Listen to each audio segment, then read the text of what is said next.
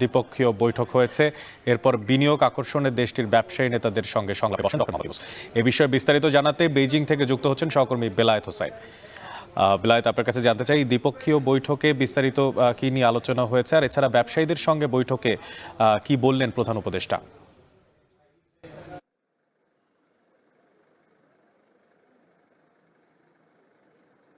ধন্যবাদ। এই মুহূর্তে যদি বলি, এখন প্রধান উপদেষ্টা এখানে একটি টেকসই এবং জ্বালানি বিষয়ক একটি উচ্চ পর্যায়ের বৈঠকে তিনি যোগ দিয়েছেন, একটি গোল টেবিল বৈঠকে যোগ দিয়েছেন। এর আগে তিনি চীনের ভাইস প্রেসিডেন্টের সঙ্গে বৈঠক করেছেন, চীনের ব্যবসায়ী নেতাদের সঙ্গে তিনি বৈঠক করেছেন, সেখানে একটি সংলাপে অংশ নিয়েছেন। চীনের সরকারি উচ্চপদস্থ নানান ব্যক্তিদের সঙ্গে তিনি কথা বলেছেন এবং সবচেয়ে শুরুতে, আজকে দিনের শুরুতেই তিনি প্রেসিডেন্ট শি জিনপিংয়ের সঙ্গে তিনি বৈঠক করেছেন। দ্বিপাক্ষিক যে বৈঠকের জন্যই মূলত তার এই চীন সফরে আসা, সেটি নিয়ে কথা বলেছেন। আজকের এই বৈঠকে মোটা দাগে যে কয়টি বৈঠক করছেন, সেই বৈঠকে মোটা দাগে বাংলাদেশের অবকাঠামো উন্নয়ন, জ্বালানি, বাংলাদেশের সঙ্গে নানা ধরনের ইস্যু নিয়ে কিন্তু তারা আলোচনা করছেন এবং প্রধান উপদেষ্টার পক্ষ থেকে রোহিঙ্গা প্রত্যাবাসনের ক্ষেত্রে চীনের শক্ত জোরালো ভূমিকা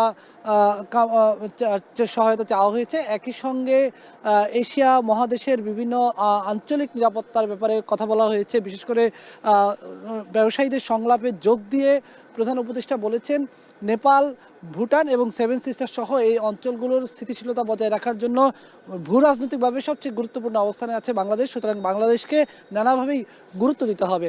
আর এখানে যদি অর্থনৈতিক যে সমীকরণগুলো দাঁড়াচ্ছে সেটি যদি আমি একটু বলি, তাহলে এখানে বলা যায় যে চীনের এমন কিছু ব্যবসায়িক প্রতিষ্ঠান আছে, এমন কিছু কারখানা আছে যেখানে তাদের, যদি এই কারখানাগুলো এখানে তারা পণ্য উৎপাদন করে, তাহলে তাদেরকে অনেক বেশি শ্রমিকের বেতন দিতে হয়, অনেক বেশি শ্রমিকের লেবার কস্ট অনেক বেশি পড়ে যায় তাদের।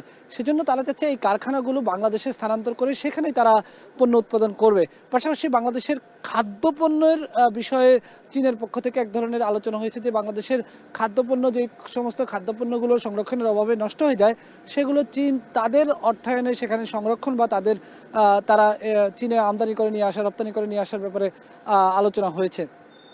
নানা বিষয়ে আলোচনা হয়েছে, তবে সবচেয়ে বেশি দৃষ্টি যে তিস্তা মহাপরিকল্পনা নিয়ে চীনের প্রেসিডেন্ট শি জিনপিংয়ের সঙ্গে প্রধান উপদেষ্টা এর অগ্রগতি নিয়ে কোনো আলোচনা করেছেন কিনা আমরা সেটি নিয়েও জানার চেষ্টা করব। এখন পর্যন্ত সে বিষয়ে কোনো কথা যদিও আমাদেরকে জানানো হয়নি। জানান যে 2022 সালে চীনের পক্ষ থেকে বাংলাদেশকে তিস্তা মহাপরিকল্পনার একটি প্রস্তাবনা দেওয়া হয়েছে, যেখানে তিস্তা পাড়ের মানুষের জীবনমান বদলে দেওয়ার একটি রূপরেখা দেওয়া হয়েছে। সেই রূপরেখা বাস্তবায়ন হলে বাংলাদেশের তিস্তা অঞ্চলের মানুষের বলা যায় যেন একটা ভাগ্য বদলে যাবে। বিশেষ করে ভারতের সঙ্গে পানির ন্যায্য হিসাব বন্টন নিয়ে যে টানাপোড়েন রয়েছে, সেই টানাপোড়েনের এই সংকটের একমাত্র সমাধানের উপায় বিশ্লেষকরা বলছেন যে তিস্তা মহাপরিকল্পনাটাই বাস্তবায়ন করতে হবে। এই মহাপরিকল্পনা বাস্তবায়নের দিকেই কিন্তু গোটা বাংলাদেশের মানুষ তাকিয়ে আছে। চীন থেকে এই বিষয়ে প্রধান উপদেষ্টা আসলে কি বার্তা নিয়ে যেতে চান বা কি বার্তা দিবেন বাংলাদেশের মানুষকে, সে বিষয়ে আসলে সবার অধীর আগ্রহ অপেক্ষা রয়েছে।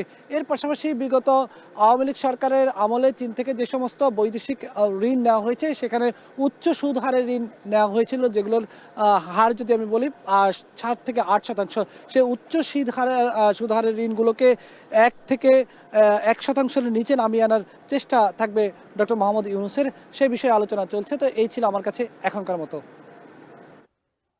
আমাদের সঙ্গে চীন থেকে যুক্ত ছিলেন সহকর্মী বেলায়েত হাসান।